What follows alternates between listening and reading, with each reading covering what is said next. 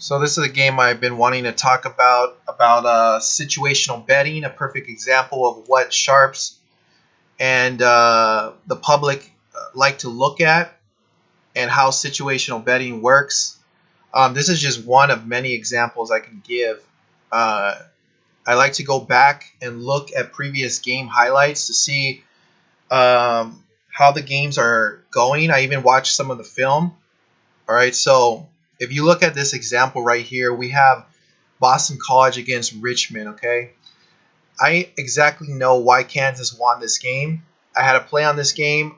I had the first half on this game on Kansas, and also the full game on this game. All right, and I'm not surprised that they won this game outright.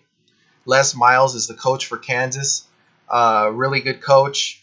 Boston College played Richmond the previous week, and on the board they did look really good, 48-13. But if you look past that, past the final score, and actually break down the game, you'll see that Boston College's defense is really not that good, and against a Division II team like Richmond, it's pretty much overrated.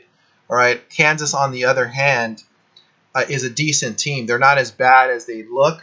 Against Coastal Carolina, they only scored about 7 points, and they gave up about 12 against Coastal Carolina.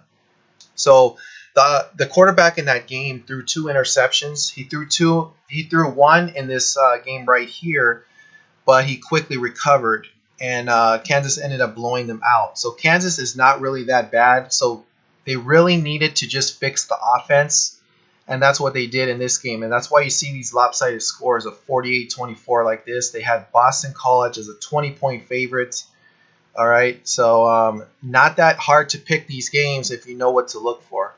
So if you look at this highlight right here, and I'll tell you exactly why Kansas was able to open them up and completely destroy Boston College on the ground. If you look at Richmond here, and you'll see these holes that they get on the defense. Okay, so Boston College is giving up these big yards to a Division II team in Richmond. Okay, and eventually, Boston College ended up winning like 48. I believe it was like 38-13 or something like that. I would have to go back and check the score on this game, but it was a blowout. Richmond only scored about 13 points in this game.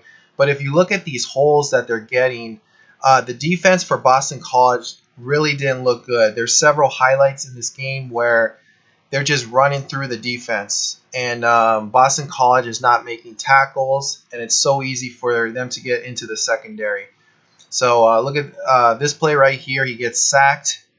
Obviously, 2 highlights I'm showing you right now where they got sacked. But if you look at the entire film of the game, Richmond was getting big yardage on runs. And with a team like Kansas, you obviously can't do that because they're a lot better than Richmond is. Like, this is a wide open pass right here that he just dropped. Could have went for a big yardage.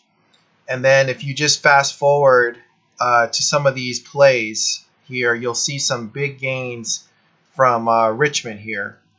Let's go to some of the scoring now. Here's a highlight right here where he gets a big yardage run. Some of these missed tackles are, just overrated defense for Boston College, okay? And that's why you saw in the next week, Kansas they weren't going to do that against Kansas, because obviously Kansas is a better team. You see these big runs here. They don't tackle, and they give up big chunks of yardage, to this Richmond team that they shouldn't even be in the game. All right, so another big gain right here. So their line isn't that good for Boston College. All right, so some of these highlights here. Here's another big gain on a pass play. Okay, so that's the thing with Boston College. Their secondary is not that good, and this is why you saw the result. But if you fast forward even further, ended up in a 42-10. So you look at the final score there and say, okay, it was Boston College dominated them, right? But they really didn't if you look at the entire film.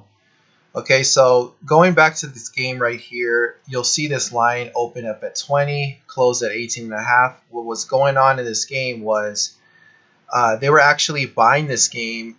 If you look at this history, okay, at this book right here, they opened up at 18.5. They manipulated the line and pushed it all the way to 20. And then what they did was they came back and took Kansas late in the game. You see this?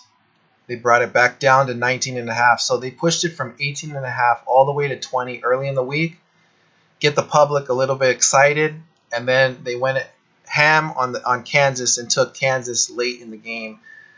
And that's why you saw this result right here. The Sharps ended up taking Kansas to close out a nice Friday right here and win a plus 20 dog on a underdog. So 82% on Boston College, and this is just one of many examples. So I'll be back with another video. Comment, rate, and subscribe, and I'll see you then.